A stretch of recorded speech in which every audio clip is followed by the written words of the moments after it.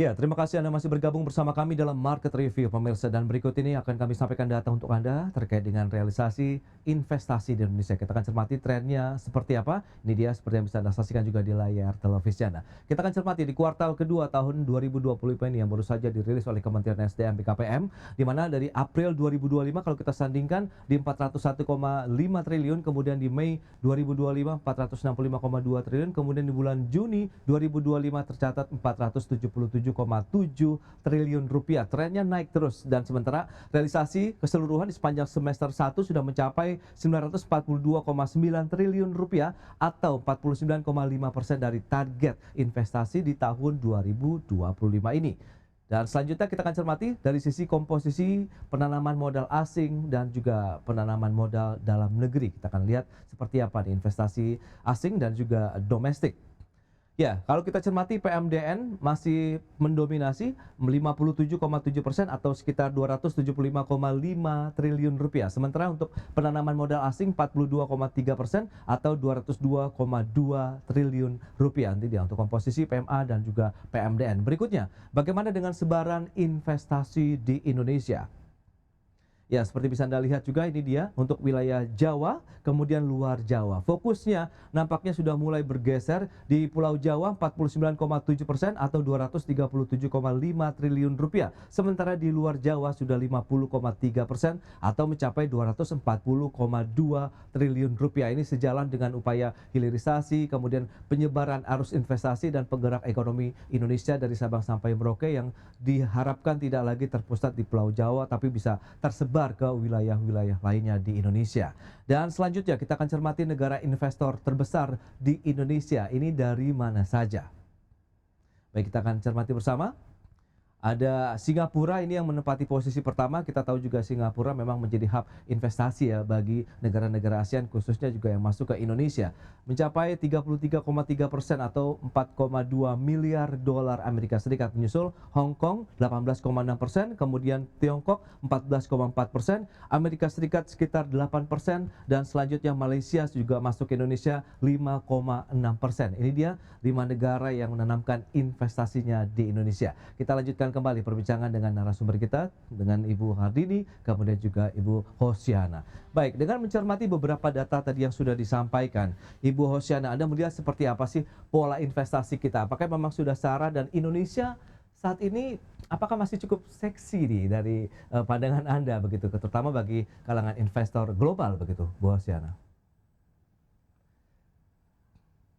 Ya, jadi kalau yang kita cermati khususnya di investor asing ya, karena Ya. ini berkaitan dengan nanti di neraca pembayaran Indonesia, Hmm. neraca capital count, inflow outflow asing dan juga nanti potensi repatriasi ke depannya. Jadi gini, Oke. kalau yang namanya investasi pasti kan mengharapkan adanya juga return gitu. Nah, investor asing ini kan kecenderungannya mendominasi ya dalam 3 tahun terakhir ini cenderung lebih dari 50%. Oke. Dengan komposisinya yang pertama tadi udah di-mention juga ada Singapura, kemudian China, Hong Kong, terus ada US dan juga Malaysia. Nah, sebenarnya sebelum-sebelumnya itu kan investor asing ini kan salah satunya adalah Jepang. Hmm. Nah, di kuartal 2025 ini kita lihat investor asing khususnya Jepang ini kan udah turun ya dan digantikan oleh US gitu.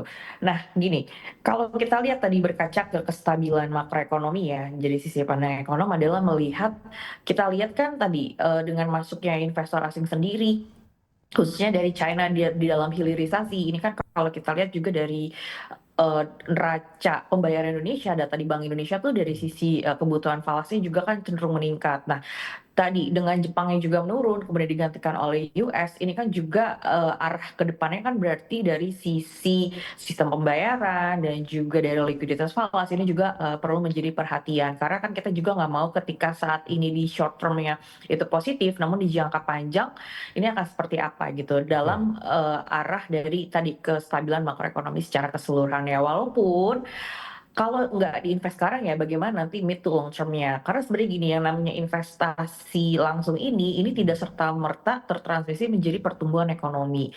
So far masih di drive-nya dari government spending yang tertranslasi menjadi pembentukan modal bruto atau gross fixed investment. Nah, sementara yang kalau kita lihat tadi dari sisi penyerapan tenaga kerja juga sepanjang semester ini mencapai sekitar 1,2 juta orang, ini positif. Namun bisa di-breakdown lagi nanti bagaimana secara hasil akhirnya, apakah memang ini masuk ke dalam neraca Indonesia atau balik lagi ke neraca investor asing tersebut. Itu sih one thing yang kita Oke. juga mencoba terus assess lebih dalam.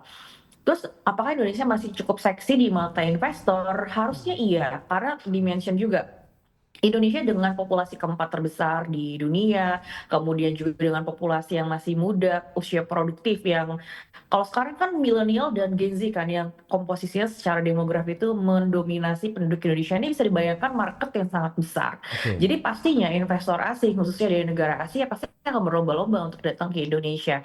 Namun balik lagi dari sisi regulasi dan juga mid-term dan long-term planning dari hasil akhir investasi ini nanti akan seperti apa, ini yang mungkin perlu dimatangkan oleh pemerintah secara roadmap. Nah, jadi jangan hanya menarik investor di jangka pendek, namun di mid-term dan long-termnya ini malah bisa menjadi suatu challenge gitu sih. Baik, baik. Nah, Bu Hardini, Anda melihat dengan beragam tantangan yang seperti Anda sampaikan tadi terkait dengan lahan, perizinan, KPPU dan lain-lain begitu. Apakah ini memang harus segera kita selaraskan begitu sehingga tadi investor asing benar-benar ya merasa nyaman juga nih, kondusif juga nih pada saat mereka menanamkan dana mereka ke Indonesia. Mengingat tadi kan ada 5 negara besar juga meskipun ini kita tahu sudah beberapa tahun terakhir mendominasi begitu untuk investasi di Indonesia, Bu Hardini. Jadi ini apa namanya kita lihat ya upaya daripada positif pemerintah Mas Pras Oke. karena dengan adanya undang-undang cipta kerja dan OSS online single Oke. submission ini pemerintah kan juga udah apa namanya meluncurkan Omnibus Law dan menyederhanakan ratusan regulasi sektoral Oke. melalui undang-undang cipta kerja yang bertujuan mempercepat perizinan dan menghapus tumpang tindih regulasi ini. Nah, selainnya itu untuk implementasi OSS RBA yang berbasis resiko, ini menjanjikan perizinan yang lebih cepat, transparan, dan digital. Nah, tentunya hal-hal inilah yang akan membawa dampak positif dari investor yang nggak lagi harus mencari masalah proses perizinan yang manual panjang. Jadi ini shortcut juga Oke. buat investor untuk masalah perizinan di Indonesia.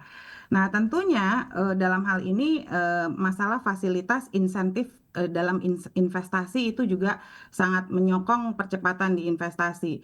Karena dalam hal ini tersedianya berbagai insentif seperti tax holiday, tax allowance, super deduction tax untuk R&D dan pelatihan vokasi, serta fasilitas dari kawasan industri ini penting sekali. Nah, khusus IKN, yang mana IKN juga banyak mungkin yang teman-teman ini lanjut atau tidak ya, tapi khusus IKN ini pasti tetap harus berlanjut karena Oke. ini ada kaitannya dengan proyek strategis nasional PSN di mana pemerintah akan menawarkan tambahan fasilitas Oke. secara fiskal maupun non fiskal. Nah, tantangan lainnya apa? Tantangan implementasi investasi ini di daerah. Karena saat ini masih adanya disharmonisasi antara pemerintah pusat dan daerah. Banyak nih investor menghadapi ketidaksinkronan antara kebijakan yang ada di pusat sama kebijakan yang ada di peraturan daerah. Oke. Jadi masalah perizinan di daerah ini masih tidak terintegrasi penuh dengan OSS dan di daerah ini masih masing-masing menerbitkan perda maupun perkada yang mana ini tidak sejalan dengan Undang-Undang Cipta Kerja. Nah, inilah apa namanya permasalahan-permasalahan yang masih dihadapi tapi dalam hal ini kalau kita lihat mengenai political lokal dan kewenangan tambahan Oke. beberapa pemerintah daerah ini telah menerapkan syarat tambahan retribusi baru atau memperlambat penerbitan izin karena alasan politis atau ketidaksiapan birokrasi. Kalau terkait dengan kewenangan-kewenangan yang ada di dalam otonomi daerah, ini belum sepenuhnya disharmonisasi. Ini karena mendukung investasi lintas wilayah atau skala besar, Mas Pras. Oke, itu Dan dia. ya itu dia yang pentingnya lagi yaitu masalah yang sangat fundamental Ya. mengenai ketidakpastian hukum dan penegakan aturan. Karena banyak investor masih mengeluh nih. Apa sih yang dikeluhkan? Satu, perubahan regulasi ini terlalu cepat dan tidak konsisten dari pemerintah. Kedua, Oke. masalah sengketa-sengketa lahan. Masih ada izin yang tumpang tindih, terus ada konflik dengan masyarakat lokal. Nah, yang paling penting juga apa? Kurangnya jaminan atas perlindungan investasi yang jangka panjang. Jadi government guarantee penjaminan ini Ya. sangat penting sekali mengenai political risk. Maka dari itu Oke. perlu adanya penegakan hukum dan penyelesaian sengketa bisnis yang saat ini masih dianggap tidak cepat dan tidak netral atau masih birokratis. Jadi harusnya sih pemerintah pusat saat ini memang sudah berusaha keras Mas Ya. Pras untuk memperbaiki iklim investasi melalui reformasi regulasi dan insentif.